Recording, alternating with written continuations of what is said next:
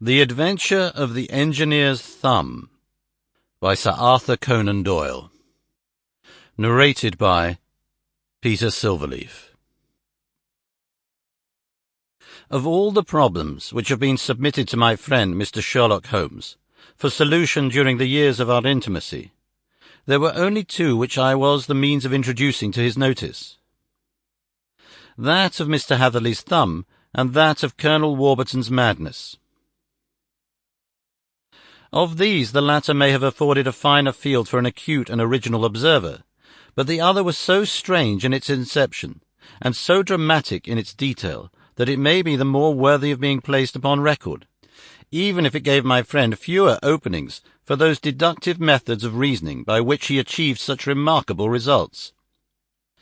The story has, I believe, been told more than once in the newspapers, but, like all such narratives, its effect is much less striking when set forth en bloc in a single half-column of print than when the facts slowly evolve before your own eyes, and the mystery clears gradually away as each new discovery furnishes a step which leads on to the complete truth. At the time, the circumstances made a deep impression upon me, and the lapse of 2 years has hardly served to weaken the effect. It was in the summer of '89, not long after my marriage, that the events occurred which I am now about to summarize.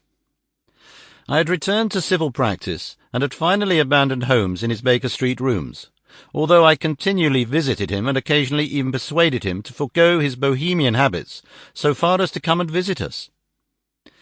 My practice had steadily increased, and as I happened to live at no very great distance from Paddington Station, I got a few patients from among the officials. One of these, whom I had cured of a painful and lingering disease, was never weary of advertising my virtues and of endeavouring to send me on every sufferer over whom he might have had any influence. One morning, at a little before 7 o'clock, I was awakened by the maid tapping at the door to announce that 2 men had come from Paddington and were sitting in the consulting-room.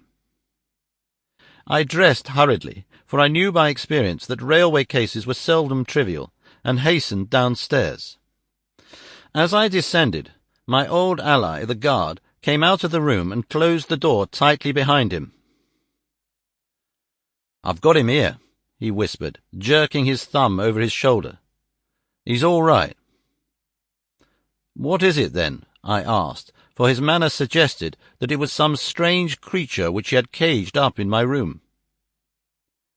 "It's a new patient," he whispered. "I thought I'd bring him round myself, though he couldn't slip away."